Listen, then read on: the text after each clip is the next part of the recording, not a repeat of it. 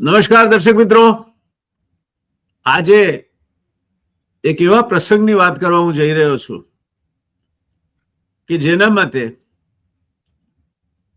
સાવ તટસ્થ રીતે અને એક તજજ્ઞ તરીકે વાત કરી શકે એવું વ્યક્તિત્વ મને નથી લાગતું કે જગદીશભાઈ મહેતા સાહેબથી વધારે જાણકાર કોઈ આપણને મળી શક્યો હોય. અને આમે રિયલ ડિબેટ ચેનલના એક હિતેચ્છુ તરીકે અને આપણા સાથે લાગણીથી જોડાયેલ વ્યક્તિત્વ તરીકે મહેતા સાહેબે હંમેશા આવા પ્રશ્ને આપણી સમક્ષ પોતાના વિચારો વ્યક્ત કર્યા છે, માર્ગદર્શન આપ્યું છે. આવકાર છે મહેતા સાહેબ આપને, આપે સમય ફાળ્યો તે માટે ખૂબ ખૂબ આભાર. નમસ્કાર સાહેબ, વાત કરવી છે આજે હમણાં સુરતમાં લેઉવા પાટીદાર સમાજ દ્વારા જે તાજેતરમાં નવા મંત્રીઓ વરાયા એમના સન્માન સમારંભની. એ સન્માન સમારંભમાં જે કઈ ચર્ચાયું, દરેક સમાજ પોતાના દીકરાઓ ક્યાંક પ્રગતિ કરે તેને આવકારે, એને સમાજ વિચારતો હશે એવું માની લઈએ આપણે. પણ એમાં કેટલીક વાતો જે કહેવાય એ પછી, દાખલા તરીકે આપણા કેન્દ્રીય જળ સંસાધન મંત્રી સી.આર. પાટીલે કહ્યું કે છત્રપતિ શિવાજી મહારાજ પાટીદાર હતા. હવે આજની પેઢીને ઇતિહાસ આ શીખવાડવાનો છે. આપણે શીખવાડીએ છીએ કે એ માવળા હિલી ટ્રાઇબ હતી મરાઠા મહારાષ્ટ્રની, એ માવળા જ્ઞાતિના હતા છત્રપતિ શિવાજી મહારાજ. આપણે જ્ઞાતિમાં પણ પડવું નહીં જોઈએ. છત્રપતિ શિવાજી મહારાજ એ હિન્દુસ્તાનનું રત્ન હતા, હિન્દુ હૃદય સમ્રાટ હતા અને એમણે મોગલોને બરાબર ટક્કર આપી હતી. એવા પ્રભાવશાળી વ્યક્તિત્વને કોઈ પણ કારણસર જ્ઞાતિવાદના વાઘા પહેરાવવાની ક્યાં જરૂર હોય છે, પણ થયું. બીજું આવું કંઈક વાત લોક લાગણીને ટચ કરવાની ગોપાલભાઈ ઇટાલિયા માન્ય ધારાસભ્ય શ્રી વિસાવદરે કરી. એમણે કહ્યું કે કેશુબાપાને યાદ ના કર્યા. ને કેશુબાપા એ સૌથી પહેલા લેઉવા પટેલ સમાજમાંથી સાવ નીચેના સ્તરેથી જાત બળે આગળ આવીને મુખ્યમંત્રી બન્યા હતા ને એ વિસરાઈ ગયા. એમને શરૂઆતમાં ના યાદ કર્યા, મધ્યમાં ના યાદ કર્યા ને અંતમાં પણ ના યાદ કર્યા. એમનો એક બળાપો હતો ને બીજો બળાપો હતો કે કેશુબાપા કલ્પસર લઈ આવવાના હતા ને કલ્પસર યોજના બાબતમાં પણ કોઈ ઉલ્લેખ ન થયો. હવે કલ્પસર યોજના એવી છે સાહેબ કે 1800 કરોડ એમાં ખર્ચાયા છે, હજુ એક ઈંટ પણ મુકાઈ નથી. એટલે આ બે મુદ્દા પણ વિવાદાસ્પદ હતા. તો આ મુદ્દે આપના વિચારો જાણવા માટેની આ ચર્ચા છે. Over to you. હું વચ્ચે શક્ય હોય ત્યાં સુધી બોલવાનું પસંદ નથી કરતો. આપની વાત આગળ વધારો.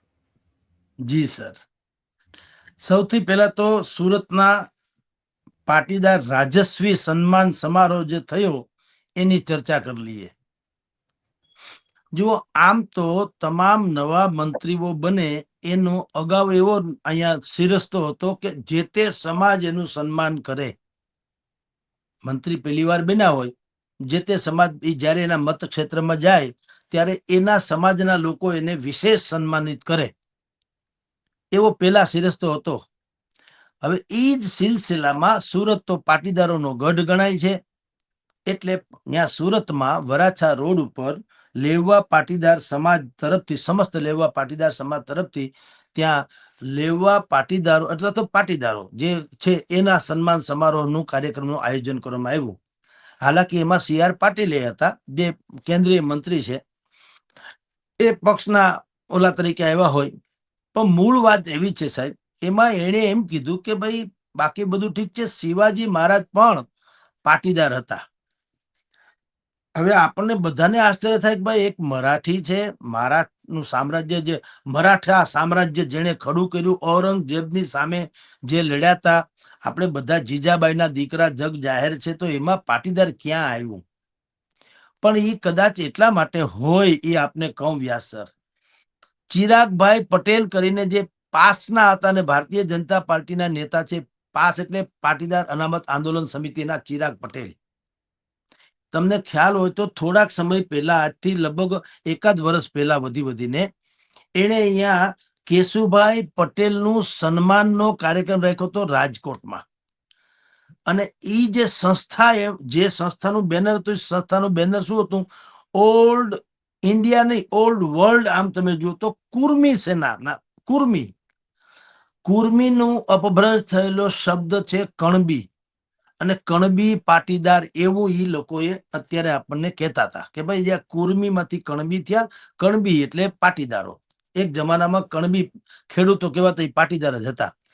ગૂગલમાં તમે સર્ચ કરશો વ્યાસ સર, તો જીજાબાઈના પતિ જે સહાજી રાજ જે છે એનો ઉલ્લેખ કુર્મી કોમમાં થયો હોવાનું કહે છે કે સહાજીરાવ જીજાબાઈના હસબન્ડ એ જે છે એ કુર્મી કોમમાં કુર્મી કુળ એમાં જન્મેલા હતા, અને જીજાબાઈના ખોળે શિવાજી અવતર્યા એટલે શિવાજી પાટીદાર છે એવું સી.આર. પાટીલે કહેવા ગયા. હવે જો કે એને આ ખબર હોય કે નહીં રાજા રામ જાણે, પણ એને કઈ કોકે કીધું હશે એટલે કહી દીધું, એ જુદી વાત છે. પણ ઈ ચિરાગભાઈ પટેલે કેશુભાઈ પટેલનું સન્માનનો અહીં કાર્યક્રમ રાખ્યો હતો. એક રેલી વિશાળ પાયે કાઢવાની હતી, કેશુભાઈ પટેલની પ્રતિમા સ્થાપિત કરવાની હતી ને એક બુક લખી હતી કેશુભાઈ ઉપર. એ બુકની આખી રેલી નીકળી. આવા ઘણા બધા આયામો એકાદ વર્ષ પહેલા ચિરાગભાઈ પટેલ અને જિગ્નેશ કાલાવડિયા, એક પત્રકાર છે જિગ્નેશ કાલાવડિયા, ઈ ઓલ ઇન્ડિયા પ્રેસ એસોસિએશન નામનું કોઈ મંડળ છે, એના પાછા સર્વોપરી છે જિગ્નેશ કાલાવડિયા. ઈ અને ચિરાગભાઈ એને અહીંયા એક એવો આયામ શરૂ કરેલો કે કેશુભાઈ પટેલની 4થી પુણ્યતિથિ. હવે આમાં મેં એમ ત્યારે અમારા પ્રેસે મળવા આવ્યા હતા ચિરાગભાઈ, મેં એમ કીધેલું કે ચોથો ઈ કોઈ ફિગર નથી લાગતો, કોઈ હિસાબ બારું, કોઈ પેલી છે 25મી છે એવું બધું સમજ્યા, આ ચોથું કઈ સમજાણું નહીં.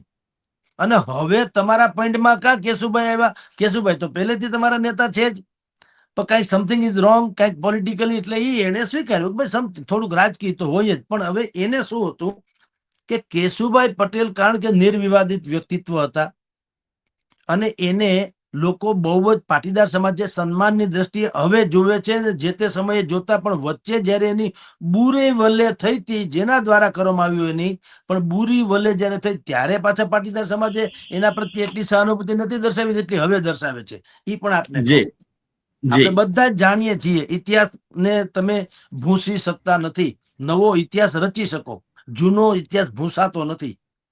તો કેશુભાઈની જયારે બુરી વલે થઈ હતી પોલિટિકલી, ત્યારે કોઈ પાટીદાર સમાજે નતું કીધું કે ઓહો તમે અમારા મસીહા છો ને આમ ને તેમને. ત્યારે તમે એને જે પક્ષ રચ્યો તો એને એક ટિકિટ, એટલે એક જ એની બેઠક માંડ મળી હતી, બાકી કાંઈ મેળ પડ્યો નહોતો એનો અને ગોરધન ઝડફિયાનો કોઈનો. ગુજરાત પરિવર્તન પાર્ટી, PPP, GPP. પણ એ બધું છોડીએ, પણ ચિરાગ પટેલને એવું મનમાં સૂઝ્યું કે કેશુભાઈ નું નામ એક એવું છે કે જેના નામે આપણે કમસે કમ આપણી જાતને હાઇલાઇટ કરી શકીશું, અને કેશુભાઈ નું મહિમા મંડન કરીએ તો કઈ ખોટું તો છે નહીં. જેમ અત્યારે મહારાષ્ટ્ર, શિવાજી મહારાષ્ટ્રના છે, પણ એ મહારાષ્ટ્ર ના ગણાય, આખા દેશ ના ગણાય, બધા માટે પૂજ્ય છે. અબ્દુલ કલામ મુસલમાન કોઈ માને જ નહીં, આપણા બધાના મિસાઇલ મેન છે. એવા અમુક લોકોની હસ્તી એવી હોય કે એને કોઈ જ્ઞાતિ કે પ્રદેશના સીમાડા નડતા નથી હોતા.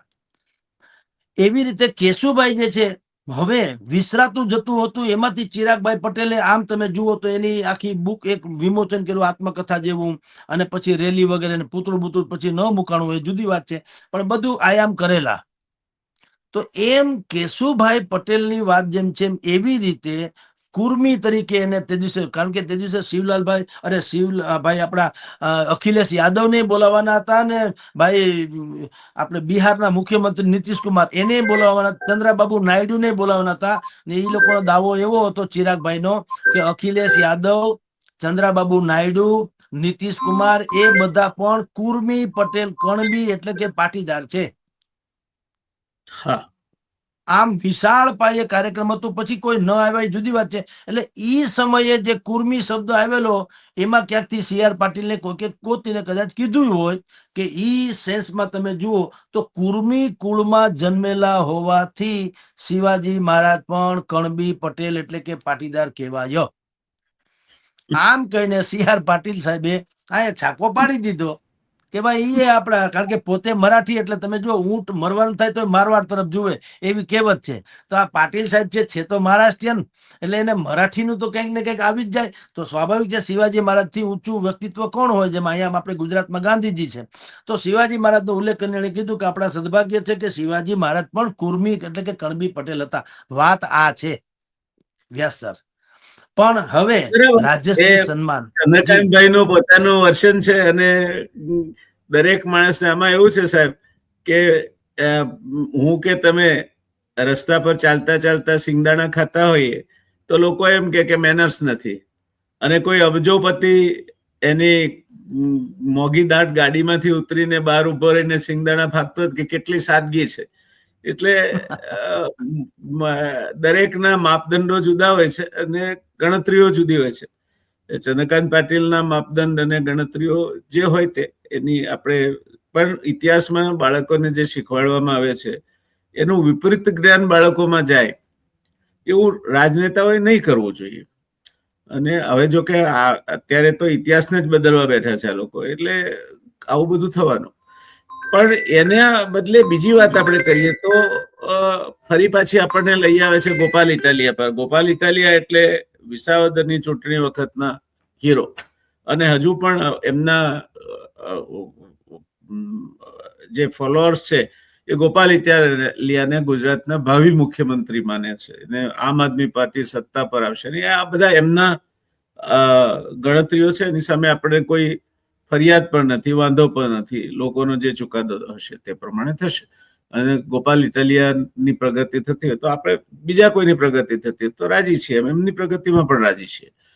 પણ એમણે પણ પાછું કેશુબાપાનો દાખલો વગાડ્યો, અને કલ્પસર જેવી યોજના જે ગોપાલ ઇટાલિયા જેવા ભણેલ ગણેલ માણસે તો એની ટીકા કરવાની હોય કે આ 250 કરોડ રૂપિયાનું ખાતર બાળ્યું, પાણીનો આવરો છે નહીં, જે સાબરમતીનું પાણી આવે છે પ્રદૂષિત આવે છે, બીજી નદીઓ સુકાઈ ગઈ છે, ત્યાં કલ્પસર એક તૂત હતું, હવે એને ક્યાર સુધી મળદું ઉપાડીને ફરશો તમે? તો એ ગોપાલ ઇટાલિયા પાછા એ જ તરાપે તરવા નીકળ્યા છે. આ બંને બાબતોને જોડીને આપ શું માનો છો, શું કેવું છે? જુઓ વ્યાસર, આપ તો બિલકુલ પીઢ અને પરિપક્વ રાજનીતિજ્ઞ પણ રહ્યા છો અને અર્થશાસ્ત્રી પણ છો, લેખકે છો.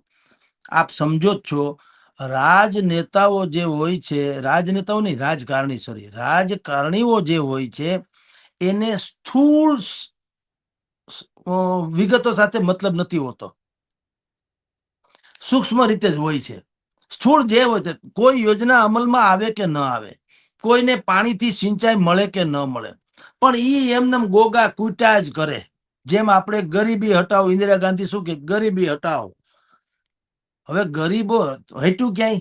આઝાદી થી માંડીને આ સુધી 75 વર્ષ સુધી આપણું શાસન હતું. હવે તો અંગ્રેજો છે નહીં, તો ભલામણ હટાવો નહીં, ગરીબી નથી હટતી. પણ એ હકાવવાનો ચીચોડો શું કામ? એમાં એની રોજી રોટી હોય. બીજા બધા બાકીના તમે એન્ટી કોંગ્રેસ તમે કયો તો આપણે ત્યાં અત્યારે જેટલી વાતો જે છે, જે સરકારે આપણને બધી વાત કરી, સુશાસનથી માંડીને દુનિયાભરનું હિન્દુત્વ વગેરેની વાતો કરે છે. હવે એનો અમલવારી જે થવી તે થાય, પણ એ ચીચોડો ચાલુ રાખે. એવી રીતે ભાઈ ગોપાલ ઇટાલિયાએ પણ કલ્પસર જે તમે કહો છો તૂત છે ને આમ કહો છો અભૂતપૂર્વ છે, એવી બધી અમુક લોકો માન્યતા છે, પણ મૂળ કેશુભાઈ સાથે એનું જોડાણ છે. સાંભળજો, આની મજા શું છે એ કહું. કલ્પસર યોજના જીવિત થાય કે ન થાય, ઈ બાને કેશુભાઈ જે છે અથવા તો કેશુભાઈ પ્રત્યેની સહાનુભૂતિ છે, ઈ તો પાછી રાખમાંથી બેઠી થાય ને થાય. તો ગોપાલનો પણ ટાર્ગેટ એ હોય. કલ્પસર એવડી મોટી યોજનામાં ગોપાલ ટૂંકા પડે ને આખી ગુજરાત સરકાર ટૂંકી પડે, એમાં તો બહુ મોટું કમઠાણ છે, આપ મારાથી વિશેષ જાણો છો. એટલે એમાં ગોપાલને ખબર છે કે તમે કલ્પસર યોજના તમે વાત કરો એટલે એક તો પેલા ખેડૂતોને રાજી રાખી શકાય માનસિક રીતે, કાલ્પનિક રીતે, કે આટલું થાય તો આટલા 1000 હેક્ટરમાં એમ કે નવપલિત થઈ જાય. કોઈની જમીન કોઈની સંપાદન કરવાની થતી નથી, કોઈને સ્થળાંતર કરવાનું થતું નથી. અહીંથી દક્ષિણ ગુજરાત કે અહીંથી ત્યાં સુધીના બધા રસ્તા જે છે 200 કિલોમીટર ઘટી જાય એમ છે. અહીંથી સુરતમાં 2 જ કલાકમાં પહોંચી શકાય, અહીંથી એટલે રાજકોટથી. આવું બધું જે એની કલ્પસર યોજનાની જે વાતો છે, અને હજારો લાખો હેક્ટર જમીન નવપલિત થઈ જાય ને નર્મદા ઉપર આધાર રાખવો ન પડે, આવી બધી જે બાબતો છે એ પેલા તો મને ને તમને એટલે કે જે કિસાનો સૂચિત લાભાર્થીઓ જે છે અથવા તો હાલના પીડિતો હોય, પાણીથી વંચિત લોકો, એને પેલા ગલગલિયા કરાવે. હાલે આ યોજના તો સારી છે, જો આવું સરકારે કરવું જ જોઈએ. આ થાય તો કેવું મજાનું છે, આમ ને તેમ. એટલે એક તો પેલા ઈ સમૂહ, કિસાન સમૂહ રાજી થાય. અને એના કરતા મોટો ગોલ જે છે એ કેશુભાઈ ના નામે ઓલ્ડ ભારતીય જનતા પાર્ટી, જૂના ભાજપીઓ, મૂળ સ્થાપકમાંના એક એવા જે ભારતીય જનતા પાર્ટીના લોકો છે જેને અત્યારે હાસ્યામાં ધકેલાઈ ગયા હોવાનો અહેસાસ થાય છે, એ લોકોની સહાનુભૂતિ પણ ગોપાલ ઇટાલિયા જીતી શકે. એટલે એણે કીધું ભાઈ કેશુભાઈને તમે હવે જે રાજ્યશ્રી સન્માન હતું સુરતમાં, સાહેબ એમાં પાટીદારો જે નવા મંત્રીઓ બન્યા એનું સન્માન હતું. આખું પાટીદાર સમાજનું કોઈ એવું ફંક્શન હતું કે ઇતિહાસથી માંડીને આજ સુધી જે પાટીદાર રત્નો થઈ ગયા એની નામાવલી કે એની બુક બહાર પાડવામાં આવી હોય કે એનો ઇતિહાસ વર્ણવવામાં, તો કેશુભાઈને વિસરી જાય એ ન ચાલે. પણ ત્યાં તો શું હતું, હમણાં જે નવું પ્રધાનમંડળ બન્યું એમાં પાટીદારો કોણ કોણ બન્યા એનું સન્માન, એમ તો એ ઓબ્વિયસલી સન્માન થઈ ગયું, જે કરવાનું હતું એ પતી ગયું વાત. એમાં કેશુભાઈને વિસરી ગયા એમ ગોપાલે કીધું એ ઉચિત નથી. કારણ કે મેં આપને કીધું તેમ આખું પાટીદારનો ઇતિહાસ ક્યાં સર્જાવાનો હતો નહીં કે વર્ણવવાનો હતો નહીં, સાચી વાત છે. પણ રાઈટ સન્માન કરવાનું તો કરી લીધું. પણ કે ભાઈએ પાટીદારે અહીંયા શું કીધું કે ભાઈ તમે એને કર્યા તો એક માન્યતા એ પણ હતી કે ગોપાલે છે તો પાટીદાર ને, ભલે આમ આદમી પાર્ટીમાં છે પણ પાટીદાર સમાજનો દીકરો છે. તો એની અમુક લોકો એ ખબર છે ને સુરતમાં પોસ્ટર બોસ્ટર ફાડી નાખ્યા હતા, અને સરદાર પટેલ, તમે વચ્ચે એવો વિડીયો જોયો હોય તો આવ્યો હતો સોશિયલ મીડિયામાં કે આ જે રાજ્યશ્રી સન્માન સમારોહ હતો એમાં સરદાર પટેલનું પણ પ્રતિમા એટલે એની તસવીર પણ હતી. બાકી બધી તો એમાંથી એક ભાઈએ કાયદેસર એમાંથી સરદાર પટેલની જે તસવીર છે એ કાપી નાખી અને લઈ લીધી ખીચામાં કે તમે સરદારના નામે ચરી ખાવમાં. તમારે જો પાટીદારોનું સન્માન કરવું હોય તો તમારે આ ભાઈને પણ ગોપાલ ઇટાલિયાને સન્માન કરો, ભલે એ આમ આદમી પાર્ટીમાં પાટીદારનો દીકરો તો છે ને. આવું એના સમર્થક હોય ને પાટીદારોમાં ગોપાલના, હા, એટલે હોય. એને આવી, હા એટલે એને આવી કારસ્તાન કરેલું. પણ તેમ છતાં ત્યાં કાર્યક્રમ રાખ્યો ભારતીય જનતા પાર્ટીએ અને એનો સન્માન સમારોહ થઈ ગયો. હાલાકી જે કેટલાક જાણકાર વર્તુળો છે એને એમ કીધું કે 7,200 જેટલી ખુરશી મૂકવામાં આવી હતી, પણ એમાંથી 3500 જેટલી ખુરશી ખાલી હતી, એવો આઈબી નો રિપોર્ટ છે, એવું ત્યાંના જાણકારો કે છે. એનો ગુજરાતી ઈ કે બહુ લોકોએ ઉમળકો ન દાખવો, એવું ઈ લોકોનું કહેવાનું છે. પાછું વાસ્તવિકતા હોય કે રામ જાણે, પણ ઈ લોકોનું એમ કહેવાનું હતું કે ભાઈ એક તો આ ડખો, બીજું ગોપાલને ન રાખ્યા તે, અને ત્રીજું એમાં પ્રશાંત કોરાટ અને અંજુબેન વેકરિયા આનું વિશેષ સન્માન કરવામાં આવ્યું. પ્રશાંત કોરાટને ભારતીય જનતા પાર્ટીના અત્યારે મહામંત્રી બનાવવામાં આવ્યા છે, જે બહુ ગંભીર પોસ્ટ ને સારી પોસ્ટ ગણાય.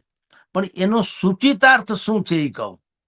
પ્રશાંત કોરાટનું તથાકથિત રીતે વિશિષ્ટ સન્માન એનું ગુજરાતી જયેશ રાદડિયાના કદને વધુ એમને વેતરવું. એમને કદ પ્રમાણે વેતરવાનો પ્રયાસ છે. આ વાત પાટીદારોમાં થઈ રહી છે, જે અમને લોકોએ ફોન કરીને કીધું છે કે સાહેબ, દેખેલું છે. કારણ કે હા કે જયેશ રાદડિયાના સામે સવજીભાઈ કોરાટ પરિવાર એટલે એમના પત્ની પણ જયેશ રાદડિયાના સામે જ હતા, અને આ પ્રશાંત એમનો દીકરો છે. એટલે સ્વાભાવિક રીતે આપ જે કહો છો તે વાતમાં દમ છે. આગળ વધો. એટલે જી, એટલે મુખ્યમંત્રી ભૂપેન્દ્રભાઈ પટેલ, CR પાટીલ સાહેબ, હર્ષભાઈ સંઘવીજી અને બાકી ભાઈ જીતુ વાઘાણી ઇત્યાદિ ઇત્યાદિ બધા એ ભેગા થઈ અને આ રીતે એનો સન્માન સમારોહ પૂરો કર્યો. પણ એના પછી જે કેટલાક બુદ્ધિપૂર્વકનો એના ઉપરની ચર્ચા છેડાણી, એમાં આટલા પોઈન્ટ મહત્વના રહ્યા કે ગોપાલે બુદ્ધિપૂર્વક મનોમંથન કરીને કેશુભાઈ અને કલ્પસર યોજના એ બેને બહાર કાઢીને પોતાના પ્રત્યે સહાનુભૂતિ પ્રગટાવવાની કોશિશ કરી, અને એમ કીધું કે આ લોકો કેશુભાઈની વિરાસતને પણ વિસારી પાડી દે છે. એટલે ઈ બાને સૌરાષ્ટ્રમાં ટૂંકમાં ગોપાલનું વજન ઓર વધે ને જે જૂના ભારતીય જનતા પાર્ટીના લોકો છે, જેને પાછું એમ લાગે છે કે અમે હાસ્યામાં ધકેલાઈ ગયા છે, એને એમ લાગે ગોપાલ કંઈક સારી વાત કરી રહ્યા છે. આ એક વાત. અને બાકી રહી વાત પ્રશાંત કોરાટના સન્માન વગેરેની, તો પ્રશાંત જો ન્યા તો સન્માન સામાન્ય રીતે હતું શું, ભારતીય જનતા પાર્ટીના જે મંત્રીશ્રીઓનું સન્માન હતું, પક્ષના મહામંત્રીનું નહીં, પણ કરવામાં આવ્યું. A message to the people of Surat, પાટીદારોને, કે હવે પ્રશાંતભાઈ જે આવતીકાલ છે આપણી પાટીદારોમાં નેતૃત્વને લાગે વળગે ત્યાં સુધી આપણી આવતીકાલ હવે પ્રશાંત કોરાટ છે. ટૂંકમાં જયેશ રાદડિયા નહીં એવું પાટીદારો માને છે. એ અમને બધાએ ફોન પટાકા કરીને કીધું કે આમાં એક પછી એક વખત જયેશ રાદડિયાને વેતરવાની વાત હાલે, પણ તો પણ હું નથી માનતો કે જયેશ રાદડિયાને જો ખરા અર્થમાં વેતનની વાત હોય તો જયેશ રાદડિયા સહન કરે જાય, એના તરફથી કાંઈ આવતું નથી. એકદમ જેમ ક્ષીરસાગરમાં વિષ્ણુ ભગવાન બેઠા હોય એમનેમ ઓલામાં, એવી રીતે જયેશ રાદડિયા એમનેમ નિતાંત શાંતિ અનુભવે છે. એના તરફથી કોઈ જાતની પ્રતિક્રિયા આવતી નથી. એટલે સમથિંગ ઇઝ કંઈક લોકોમાં જે કહેવાતું હોય ને વાસ્તવિકતા જે હોય તે. પણ આ જે ચર્ચાના ચગડોળે ચડ્યા એની પાછળના રીઝન કેવળ આ છે. જી વ્યાસ સર. તો આ પરિસ્થિતિમાં ગોપાલ ઇટાલિયા તો એ એ એ ભારતીય જનતા પાર્ટી ને આમ આદમી પાર્ટી, આપણે જો વિસાવદરના પરિણામોથી આપ તો સુવિદિત છો, તો વિસાવદરમાં ગોપાલ ઇટાલિયા જીત્યા એ વાત સાચી, પણ 8% મત જે સ્થળાંતરિત થયા તે કોંગ્રેસના થયા. ભાજપને તો 1% મત જ સ્થળાંતરિત થયા છે. એટલે ભાજપની વોટ બેંકમાં જાજી સેંધ મારવામાં અથવા ગાબડું પાડવામાં ગોપાલ ઇટાલિયા સફળ રહ્યા નથી.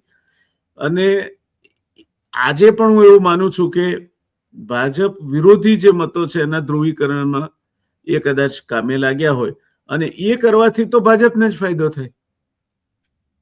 ઓબ્વિયસલી જુઓ, ભાજપ પાસેથી વિપક્ષોએ એક તો શીખવા જેવું છે, નથી શીખતા ને પછી હાય તોબા કરે છે. શું છે? સત્તામાં પ્રચંડ બહુમતી સાથે સત્તામાં હોવા છતાં ક્યાંય થર થઈને બેસતા નથી.